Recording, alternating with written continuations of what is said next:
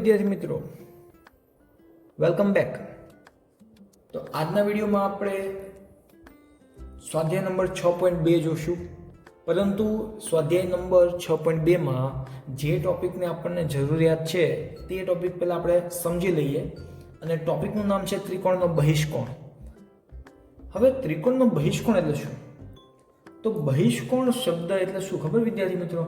बहारनो खूणो।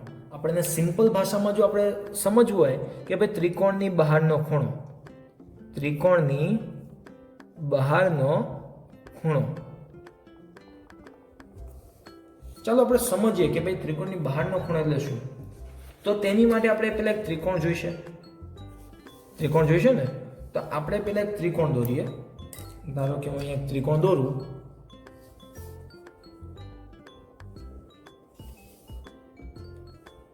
બહુ interesting topic છે અને બહુ ઇઝી ટોપિક છે વિદ્યાર્થી મિત્રો। અહીંયા સેજ બહાર આવી ગયો ત્રિકોણ, નામ આપું અહીંયા ABC। હવે તમને ખબર છે કે ત્રિકોણના કુલ અંગો કેટલા? તો તમે કહેશો 6। કયા કયા? 3 બાજુ અને 3 ખૂણા। ઓકે, હવે જો હું આ ત્રિકોણ ABC માં એક આ BC બાજુ છે, BC બાજુ તેને આમ આગળ લંબાવું। જો અહીંયા લંબાવું, બરાબર, અહીંયા મેં લંબાવી અને આ પોઈન્ટ આપણે નામ આપીએ ધારો કે X।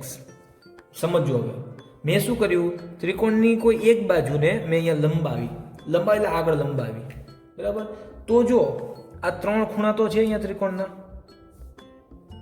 ABC। અહીંયા આપણને એક નવો ખૂણો મળ્યો। જો આ નવો ખૂણો મળ્યો। કયો ખૂણો? કયો ખૂણો? ખૂણો ACX। તો આ ખૂણા ACX ને ત્રિકોણનો બહિષ્કોણ કહેવાય વિદ્યાર્થી મિત્રો। શું કહેવાય? ત્રિકોણ ABC નો બહિષ્કોણ કહેવાય। શું કહેવાય? બહિષ્કોણ એટલે બહારનો ખૂણો। જો ત્રિકોણ ABC ના 3 ખૂણા તો છે, આ ABC ક્યાં છે? અંદર। હવે જે ખૂણો ACX છે એ ક્યાં છે? બહાર છે, એટલે એને કહેવાય ત્રિકોણનો બહિષ્કોણ। સમજ પડી આમાં? હવે જો હું આવી રીતે આ AC નામ લંબાવું, આ બાજુ આમ શું લંબાવું? AC ને। તો અહીંયા જો અહીંયા ધારો કે અહીંયા Y બિંદુ સુધી આપણે લંબાવી તો અહીંયા C પાસે આ બીજો ખૂણો બન્યો આ। તો આ પણ ત્રિકોણની બહારનો ખૂણો છે। તમે કહેશો હા, કારણ કે જો ખૂણો BCY એ પણ ત્રિકોણની બહારનો ખૂણો છે। તો આપણે હવે એ વસ્તુ સમજવાની કે ત્રિકોણની બહારનો ખૂણો એને શું કહેવાય? ત્રિકોણનો બહિષ્કોણ। તો અહીંયા ત્રિકોણ ABC નો આ પણ શું બને? ABC નો બહિષ્કોણ બને। શું બને? બહિષ્કોણ। તો આવી રીતે આપણે અહીંયા જો નોટિસ કરો કે આ બિંદુ C પાસે, બિંદુ C પાસે આપણે કેટલા બહિષ્કોણ દોરી શકીએ? 2। કેટલા? 2 બહિષ્કોણ।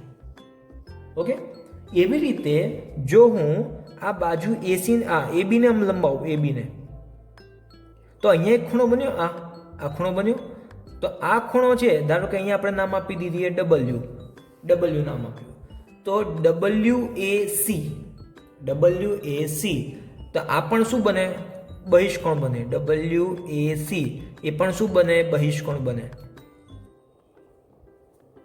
ઓકે, એવી રીતે જો હું AC નામ લંબાવું, AC ને, તો અહીંયા એક ખૂણો મળે। આને આપણે ધારો કે નામ આપીએ P, તો PAB એ પણ શું બને? બહિષ્કોણ બને। તો હવે તમે જોયું કે દરેક શિરોબિંદુ પાસે, જો આ બિંદુ C પાસે ને બિંદુ A પાસે 2 બહિષ્કોણ હોઈ શકે। કેટલા? 2। તો એવી રીતે B પાસે બની શકે? બની જ શકે ને, કારણ કે A પાસે ને C પાસે બન્યા। તો હવે B પાસે ધારો કે હું BC નામ લંબાવું તો એક બહિષ્કોણ અહીંયા મળે, અને જો AB નામ લંબાવું તો એક બહિષ્કોણ અહીંયા મળે। તો આવી રીતે ત્રિકોણને કુલ કેટલા બહિષ્કોણ હોય? 6 બહિષ્કોણ। તો 1 માર્ક ઓબ્જેક્ટિવમાં તમારે યાદ રાખવાનું કે ભાઈ ત્રિકોણને કુલ 6 બહિષ્કોણ હોય। કેટલા હોય? 6 બહિષ્કોણ હોય। 1 માર્ક માટે ખાસ તમારે યાદ રાખવાનું। દરેક બહિષ્કોણ ક્યાં બને છે? ક્યાં બને? તો દરેક શિરોબિંદુ પાસે 2 બહિષ્કોણ બને। દરેક શિરોબિંદુ પાસે 2 બહિષ્કોણ હોય।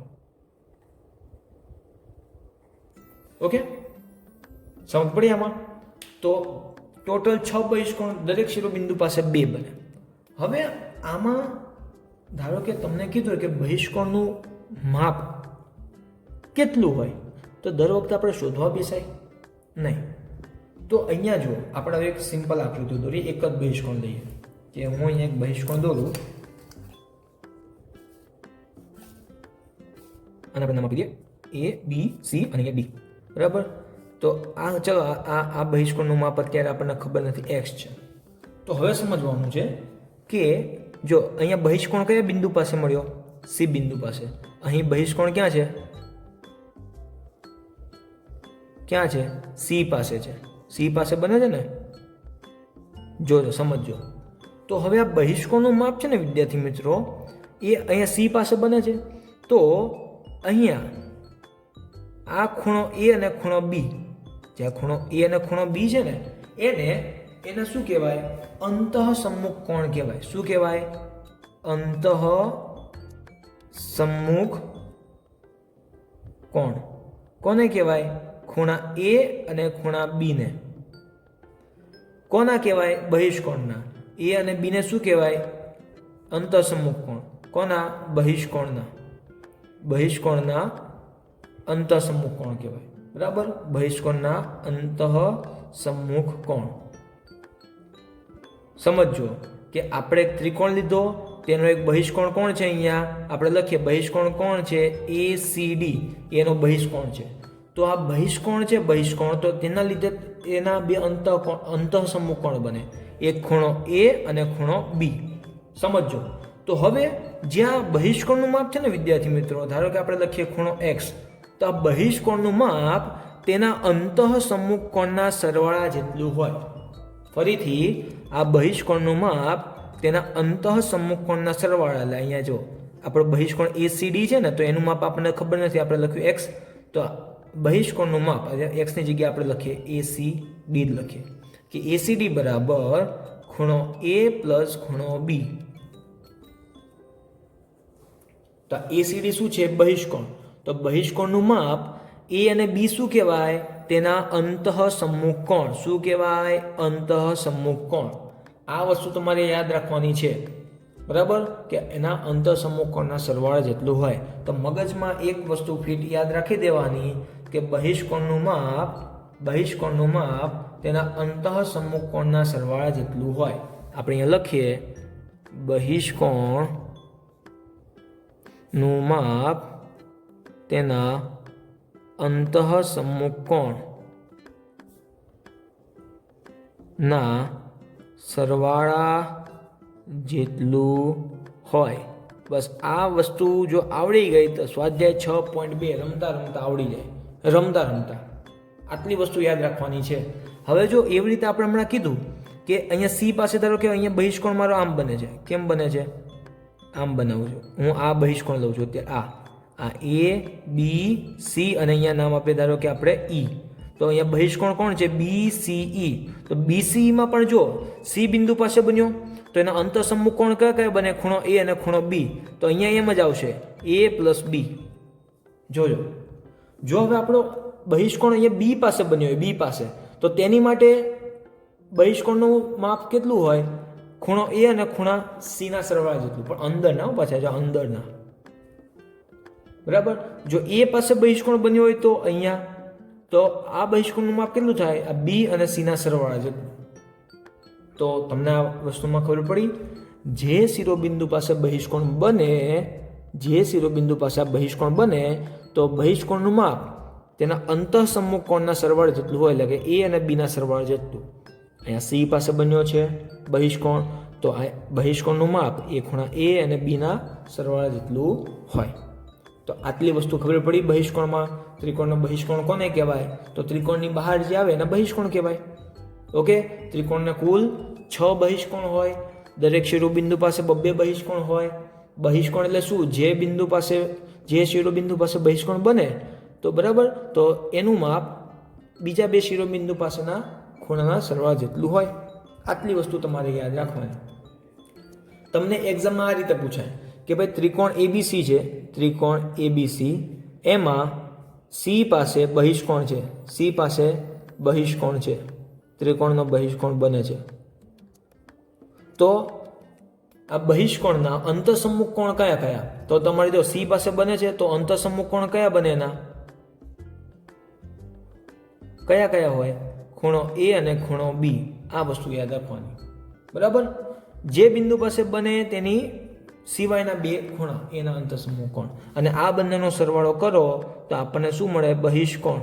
શું મળે? બહિષ્કોણ બરાબર અંતઃસમ્મુખ કોણ, સમુખ કોણના સરવાળો, બરાબર. બહિષ્કોણ બરાબર અંતઃસમ્મુખ કોણનો સરવાળો. અહીંયા કોણ લખીએ ને, ભૂલાઈ ગયું, કોણનો સરવાળો. બસ આ વસ્તુ તમારે યાદ રાખવાની છે. ક્લિયર છે આટલું? તો બહિષ્કોણમાં ખબર પડી. હવે તેના ઉપરથી આપણે એક બે એમ કહેવાય ને કે ક્વેશ્ચન જોઈએ તો તમને બહિષ્કોણ માટેનો જે કોન્સેપ્ટ છે ક્લિયર થઈ જાય. જો હવે હું એમ કહું કે ત્રિકોણના દરેક ખૂણા આગળ બહિષ્કોણ સરખા હોય, ત્રિકોણના દરેક ખૂણા પાસે બહિષ્કોણ સરખા હોય,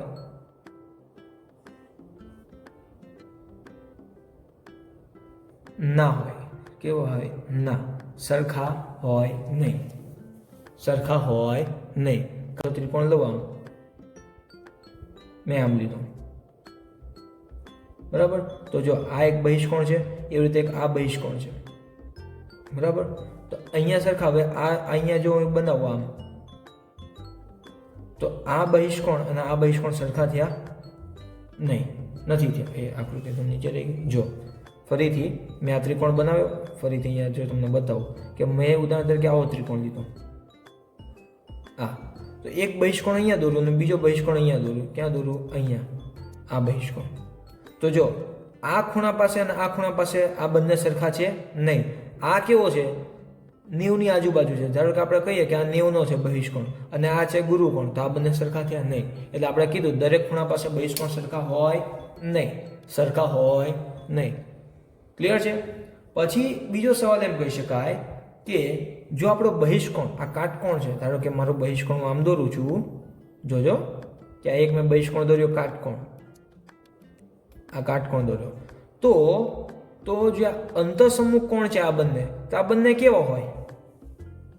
કેવા હોય? જો બહિષ્કોણનું માપ 90 છે, બહિષ્કોણ કેવું છે?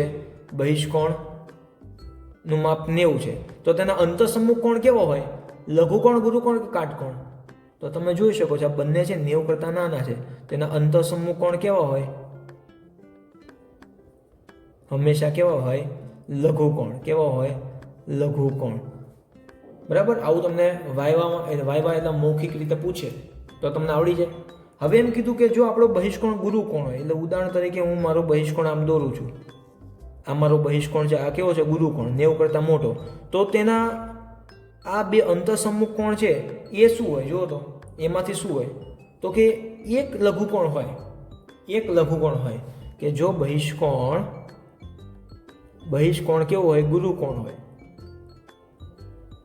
તો એક અંતઃસમ્મુખ કોણ હંમેશા લઘુકોણ હોય. કેવો હોય? લઘુકોણ હોય. ઓકે. અને જો આપણો બહિષ્કોણ લઘુકોણ હોય તો બંને અંતઃસમ્મુખ કોણ કેવો હોય? બંને અંતઃસમ્મુખ કોણ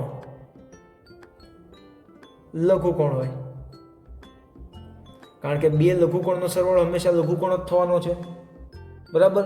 તો આ રીતે આપણને ખબર પડેલા 3 પોઈન્ટ યાદ રાખવાના, બરાબર. જો બહિષ્કોણ 90 હોય તો અંતઃસમ્મુખ કોણ બંને કેવો હોય? લઘુકોણ હોય. જો બહિષ્કોણ ગુરુકોણ હોય તો એક લઘુકોણ હોય, અને જો બહિષ્કોણ લઘુકોણ હોય તો બંને અંતઃસમ્મુખ કોણ લઘુકોણ હોય. ક્લિયર છે? તો આ માહિતી આપણે જોઈ ત્રિકોણના બહિષ્કોણ વિશે. ત્રિકોણના બહિષ્કોણ વિશે આટલું આવડે. હજી એક લાસ્ટ સવાલ કે આપણો બહિષ્કોણ છે એ કોઈ દિવસ સરળ કોણ હોઈ શકે? સરળ કોણ એટલે કેટલો? સરળ કોણ એટલે 180 ડિગ્રી. તો બહિષ્કોણનું માપ કોઈ દિવસ 180 હોય નહીં. જો આ ધારો કે એસીડી છે, એસીડી એનું આમ બનાવી નાખું 180નો, તો આપણો ત્રિકોણ જ ગાયબ થઈ જાય. તો તો બહિષ્કોણ સરળ કોણ હોય નહીં. બહિષ્કોણ સરળ કોણ હોય નહીં. આ વસ્તુ એક બીજી યાદ રાખવાની આપણે. ક્લિયર છે? ક્લિયર છે? તો જો આજની આ થિયરીમાં બહિષ્કોણ વિશે આપણે કમ્પ્લીટ માહિતી મેળવી લીધી અને મને લાગે છે કે તમને બધાને હવે બહિષ્કોણ વિશેનો કોન્સેપ્ટ આખો આવડી જાય. ઓકે, તો ચાલો હવે આની ઉપરથી આપણે સ્વાધ્યાય 6.2 જોઈ લઈએ તો તમને વધારે આઈડિયા આવે. ચાલો, તો સ્વાધ્યાય 6.2 જો કીધું છે નીચેની પ્રશ્ન નંબર 1, નીચેની આકૃતિમાં બહિષ્કોણનું માપ શોધો. બહિષ્કોણ એટલે શું? બે અંતઃસમ્મુખ કોણનો સરવાળો. તો હવે જો ફટાફટ આપણે કરીએ. જો તમને હમણાં કરવા માંડશો, હું અહીંયા એક કરીશ ત્યાં તો તમે બધા કરી નાખશો. જો અહીંયા x શું છે? બહિષ્કોણ. તો બહિષ્કોણ એટલે શું? તેની અંતઃસમ્મુખ કોણના સરવાળના જેટલો થાય બહિષ્કોણ. તો અહીંયા અંતઃસમ્મુખ કોણ જો એના કયા છે? 50 અને 70. તો x નું માપ કેટલું થાય? 50 + 70. તો અહીંયા લખીએ કે બહિષ્કોણ x બરાબર 50 + 70. તેથી x બરાબર કેટલા આવે? 120. ડાયરેક્ટ 1 માર્કમાં આવું પૂછે, આવડી જાય. તો આવી રીતે ડાયરેક્ટ આપણે લખીએ કે અહીંયા જો આ x બહિષ્કોણ છે તો બહિષ્કોણ એટલે આ બંનેનો સરવાળો. તો અહીંયા લખીએ x બરાબર 65 + 45. કેટલા થાય? તો x બરાબર થાય 110. આવું આવડે કે નહીં? એવી રીતે અહીંયા જુઓ x બહિષ્કોણ છે તો બહિષ્કોણ અહીંયા છે તો આ સામસામેના એની સિવાયના બે શિરોબિંદુ પાસેનો સરવાળો. તો અહીંયા x બરાબર શું થાય? 30 + 40. તો x બરાબર કેટલા મળે? 70. હવે આવો પપ્પુ જેવા દાખલા છે, આવડે જ ને, એક માર્કમાં પૂછાય. તો ફટાફટ જો બહિષ્કોણ આપણો અહીંયા છે તો આ બેના સરવાળા જેટલું થાય બહિષ્કોણનું માપ. તો અહીંયા આપણે લખીએ x બરાબર 60 + 60. 60 + 60 કેટલા થયા? 120. પણ બહિષ્કોણ કેટલાનો છે? 120 નો છે.